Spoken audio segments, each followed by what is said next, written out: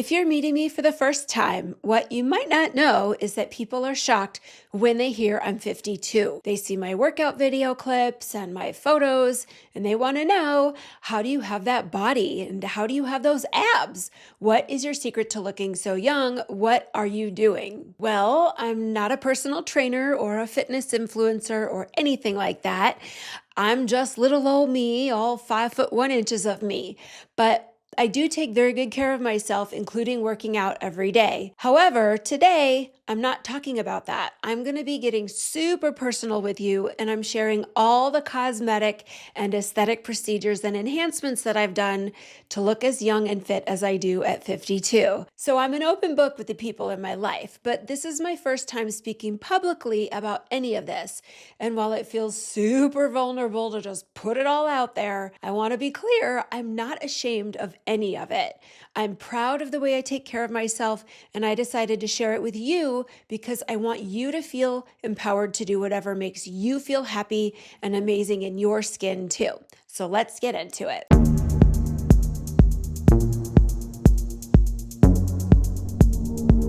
Hi friends, welcome back. And if you're new here, I'm Hilary Silver. I'm a psychotherapist, a master coach, and a lifestyle mentor of 25 years. I'm flipping the script on self-help so you can become a self-centered woman. I hope that you will join the movement so that you can look, feel, and be your very best and live a life that is truly yours. If that sounds good, hit that subscribe button, especially that little bell thingy so you get notified when I release a new episode. So before we get into it, I want to share some really important and powerful mindsets and perspectives about our physical appearance and aging, because after all, psychology and our relationship with ourselves is my area of expertise and what I'm known for.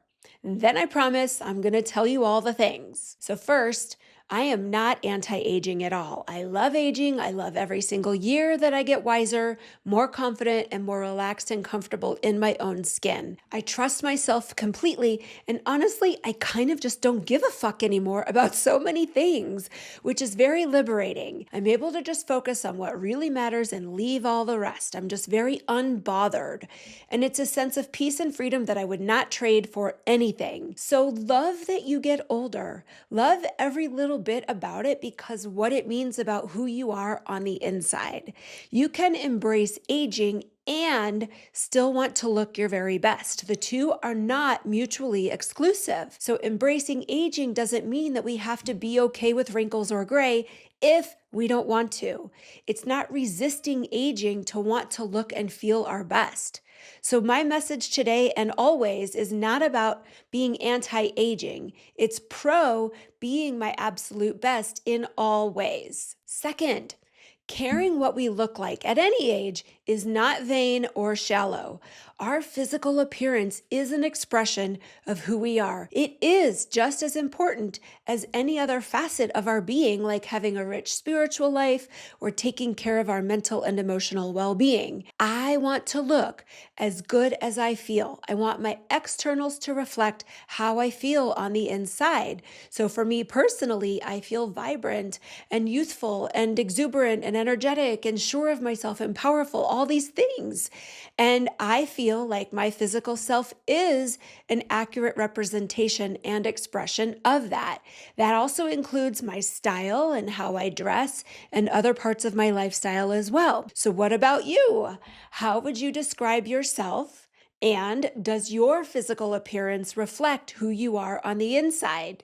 If not, have fun fixing that, because it is fun. Third, every woman has to do whatever she needs to do or wants to do to be happy with the way she looks and to feel amazing in her own skin. And what is right for one woman is not right for another. I love how gray hair looks on some women. They wear it so well, and I can only hope that I look that good if and when I decide to go gray. It's just not for me right now. And some women feel beautiful going all natural and don't do any aesthetics or enhancements or treatments or anything like that. And good for them. That is how they choose to embrace their aging. But here's the important thing, the catch. Whatever you choose, be congruent with it. Meaning, if you envy someone else's skin or wrinkle-free appearance, don't live with the envy, just go get it for yourself. If you choose not to get Botox or fillers or any other type of enhancement, then don't be jealous of those who do. Be genuinely okay with your choices. Next, whatever you do or don't do, it's your decision, and do it or don't do it for you. Meaning, you don't have to ask permission or consider what anyone else might think, whether it's your partner, your friends, or anyone else. It's your choice and yours alone, because you are doing this to make you happy, or not doing it to make you happy. Ultimately, this is self-care. I've had clients run it by me if they should get boobs. And my response is literally, you don't need my permission. If you want boobs, go get yourself some boobs. As long as you're doing it for you, and it will make you feel even more fabulous than you already do. So if you want it, go get it. A couple more points that I want to make, and then I'm telling all. Whatever you do or don't do, make that choice with love. A lot of people think that getting plastic surgery or cosmetic procedures are for people who don't love themselves, and that they're seeking some kind of external solution that will make themselves feel better on the inside, that if they just look prettier or had this thing done or that thing done, they'll just finally be able to love and accept themselves. And while I'm sure there is some of that happening, it's my experience personally and professionally that the opposite is actually true. Everything that I've done is because I do love myself, not because I don't. So let me say that again. All the things I've done have been done because I love myself, not because I don't. And lastly, and very importantly, all the things that I do now and have done along the way are enhancements. It all complements what I do for myself already, and I do a lot for myself. I prioritize myself, I'm committed and devoted to myself, I make time for myself, so that means working out every day and eating well, and I just value my health and my well-being in all ways. I take very good care of myself. So all the things that I've done, I consider add-ons to help me along in the ways that I just can't do for myself. So this is the message that I want you to take away. Love yourself as you are. Take care of yourself as you deserve to be cared for, and then indulge in all the little goodies and extras that help you look and feel your best, if that's what you want for yourself. So all right, let's get into the real talk about all the things that I've done and why I'm not ashamed of it. If you're listening to this episode on a podcast app, you won't be able to see the photos that I'm sharing. So hop on over to YouTube whenever you get a chance, but I will do my best to describe the total transformation that I've gone through. Okay, so I got pregnant with my first baby when I was 33. And at the time, I was super fit and in great shape. And I thought I was going to be this cute little pregnant lady with a sweet little baby bump, but no, I had the biggest baby and the biggest belly there ever was. Warning, this photo I'm about to share may potentially shock you, so prepare yourself. Here it goes. In this photo, I'm 8 months pregnant with still another 4 weeks to go. And I know almost all women are probably pretty uncomfortable at this point, so I know I'm not special in that regard, but I am a tiny person, and my baby had nowhere to go but out. I have a tiny little torso, and I was enormous. There was nothing cute about it at all. All in all, I gained 60 pounds. If you haven't had a baby, then these numbers that I'm about to share may not mean anything to you, but my son was over 9.5 pounds. He was 21 inches long and in the 99th percentile for head circumference. So thank goodness for C-sections is all I can say. So you know when you're in a photo and it's just not a good one of you, like you look terrible and it's not flattering at all, and so you just quickly delete it and you're glad no one else will ever see it and you just put it out of your mind? Well, that is what this next photo is. It's exactly that for me, except I didn't get rid of it, and I'm going to share it with you right now. This is me 2 days after my C-section, right after we got home from the hospital. Yes, I only stayed 2 days in the hospital like a dumbass. Don't ask me what I was thinking. Look at this giant baby who actually looks more than 3 months old. I feel sorry for both of us. My poor baby, that baby inside of me. And he was so smushed. There was nowhere for him to go, no room in there for him at all. It actually took him more than a week to not look so smushed. His face. Sharing this photo feels so hard. It's hard for me to look at it. I still just have so many feelings all at once when I look at it. Yes, I'm bloated from all the gas and the fluids that they pumped me up with for my C-section and going into delivery. But honestly, I look at it and I don't even recognize myself at all. How is that even me? I didn't delete this because I just feel like it's evidence for what I've gone through, what I went through. After all the swelling went down and I lost most of the weight, which took a long time, it became clear to me that I would never really be the same ever again. I think most women aren't exactly the same after having babies, but this was serious trauma to my little body. My abdomen was completely shredded, like shredded. I had 3 hernias down my midline, including a big umbilical hernia, and then a diastasis recti, which if you don't know what that is, you can look it up. The fascia holding my abdominal wall together was torn, and so my belly just hung slack. My insides didn't really have a container holding them in, and I still looked 6 months pregnant even a year after he was born. I hated the way I looked. My body did not reflect a woman who takes care of herself at all, who works out and eats well, and I couldn't wear the clothes that I wanted to wear. I just hated the way I looked all the time. I didn't feel comfortable or confident or sexy at all. I'd be having sex with my husband and I'd be completely distracted by my own body. I would be watching my boobs jiggle around like, whose boobs are these anyway? They're not mine. So looking in the mirror was like an out-of-body experience. It just wasn't me.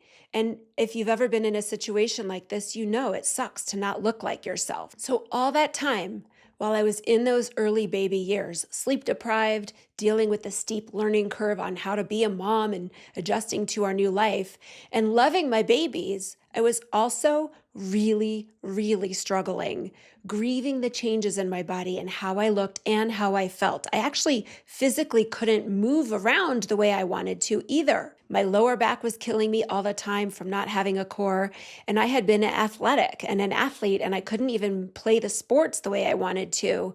I actually quit playing some of the sports that I had been playing. We're supposed to accept the changes in our bodies as natural and normal, and you're not supposed to care what you look like on the outside. All that matters is what's on the inside, because you have this beautiful, healthy baby, and you should be grateful. Right? But honestly, that is just such a bunch of bullshit for so many of us, and that's okay. It's okay to care what you look like on the outside too. After doing physical therapy for months to try to fix my abdominal issue, I just knew that I was going to have reconstruction. So my kids are 3 years apart. I really had to wait until I was done having babies to have that done. So that is just a long time. It felt like an eternity to live that way. Maybe some of you can relate to what I'm talking about. So for me, my reconstruction was having the fascia and the hernias all sewn back together, which is an abdominoplasty. I also had a breast lift. I wanted to put my boobs back where they belong, back up where they were before.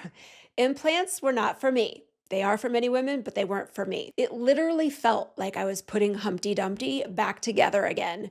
3 surgeries and $40,000 later, and I have to tell you, it was completely worth it. The pain and the inconvenience of all of that, and it was the best money I've ever spent. Worth every penny. I got myself back in every way, not just physically, but mentally and emotionally too. Like, I got to be myself again. I missed myself. So here's the thing. My abs look the way they do now because I was willing to invest in myself and fix the injuries, and it's because of how I live and the choices that I make every single day. In fact, I'm fitter, healthier, and look better now than I did before babies because I know actually how to take better care of myself than I ever did in my 20s and my 30s. So now let's talk about the non-surgical stuff that I do to maintain my appearance. Yes, you probably figured this out.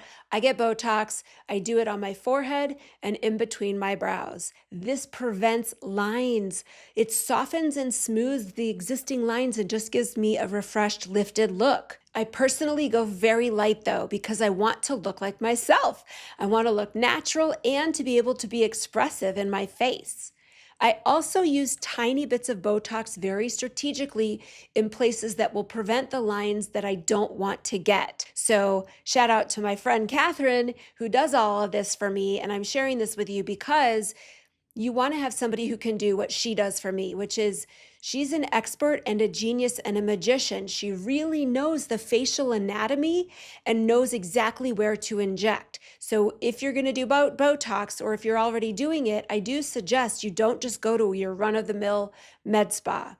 Go to somebody who's actually a technician and really knows facial anatomy. As for fillers, in general, I don't need them and I don't do them.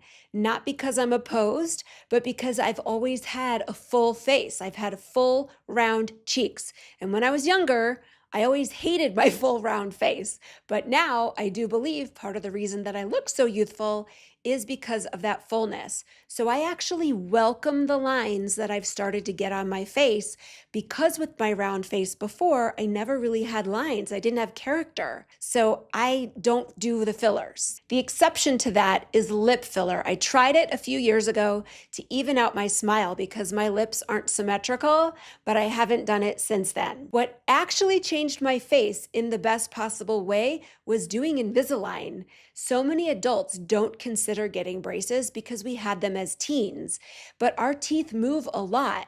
And because it's almost like a blind spot, we don't even consider it. But so many adults actually have terrible teeth. I had an underbite my entire life. So during COVID, I decided to do something about it, and it's been life-changing. Again, the best money I've ever spent and worth the entire pain in the ass of it all. As for skincare, I invest in good quality skincare products that are animal cruelty-free. I have a big bias here, so I'm going to share it. I'm not going to hold back. Please, if you saw how the animals were treated, it would be something you would not be able to unsee. And there are so many amazing products on the market that don't test on animals.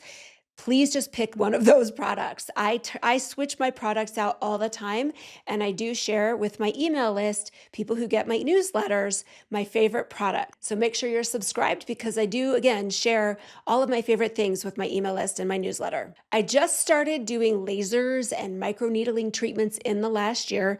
Everyone says it's great, but when I do it, it just kind of feels like nothing is happening. So I do it because the science says that it's great prevention, but for me personally, the jury is still out on that, just to be totally transparent. But here's the bottom line.